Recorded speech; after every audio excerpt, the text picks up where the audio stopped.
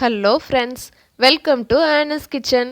இன்றைக்கி நம்ம கிச்சனில் ரொம்ப டேஸ்டான கேரட் கோகோனட் ஜூஸ் எப்படி செய்கிறதுன்னு பார்க்கலாம் ஃப்ரெண்ட்ஸ். இதுக்கு தேவையான பொருட்கள் என்னென்னு பார்த்துடலாம். 1 கப் அளவுக்கு கேரட் துருவி எடுத்து வச்சுருக்கிறேன், பெரிய சைஸ் கேரட்டு. அதுக்கப்புறமா 1/2 கப்பு தேங்காய், அதையும் துருவி எடுத்து வச்சுருக்கிறேன். அதுக்கப்புறமா லெமன் ஒரு பாதி மட்டும் எடுத்து வச்சுருக்கிறேன். அப்புறம் இனிப்புக்கு நம்ம இன்றைக்கி தேன் சேர்த்து செய்ய போகிறோம், அதனால் தேன் கொஞ்சமாக எடுத்து வச்சுருக்கிறேன். அதுக்கப்புறமா தண்ணி கொஞ்சமாக, இது நம்ம கேரட்டையும் தேங்காவையும் அரைக்கும் போது சேர்க்குறதுக்காக.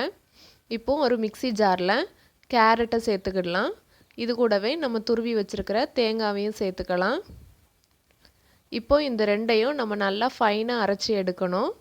ஃபஸ்ட்டு வந்து லைட்டாக அரைச்சிட்டு அதுக்கப்புறமா தண்ணி சேர்த்து எந்த அளவுக்கு நல்லா ஃபைன் பேஸ்ட்டாக அரைக்க முடியுமோ அது மாதிரி அரைச்சி எடுத்துகிட்டு வந்துடலாம்.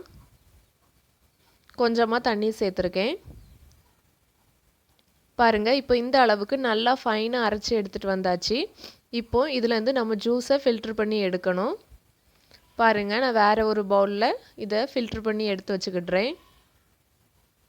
பாருங்கள், எல்லா ஜூஸையும் ஃபில்ட்ரு பண்ணி எடுத்து வச்சாச்சு. இப்போது இதில் நம்ம இனிப்புக்கு தேவையான அளவு தேன் சேர்த்துக்கலாம். தேன் சேர்த்து செய்கிறதுனால நம்மளோட ஜூஸு ரொம்பவே அட்டகாசமான டேஸ்ட்டில் இருக்கும், ரொம்ப ஹெல்த்தியும் கூட. தேன் சேர்த்தாச்சு. இப்போது இதை நம்ம நல்லா மிக்ஸ் பண்ணி எடுத்துக்கிடலாம்.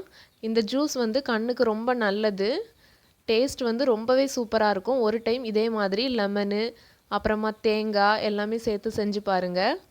அப்புறம் சீனி சேர்க்காமல் இது மாதிரி தேன் சேர்த்து செஞ்சு பாருங்கள், டேஸ்ட்டு நல்லாயிருக்கும். இப்போ நம்ம பாதி லெமன் எடுத்து வச்சுருந்தோம்ல, அதையும் இதில் சேர்த்துக்கிடுறேன்.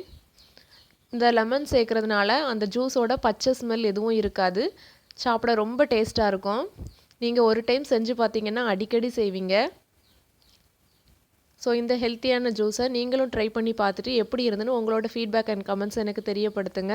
நம்ம சேனலை சப்ஸ்கிரைப் பண்ணிக்கோங்க, அப்படியே கூட வர பெல் ஐக்கானையும் கிளிக் பண்ணிக்கோங்க. நல்லதே சாப்பிடுங்க, நலமாக இருங்க. தேங்க்ஸ் ஃபார் வாட்சிங்.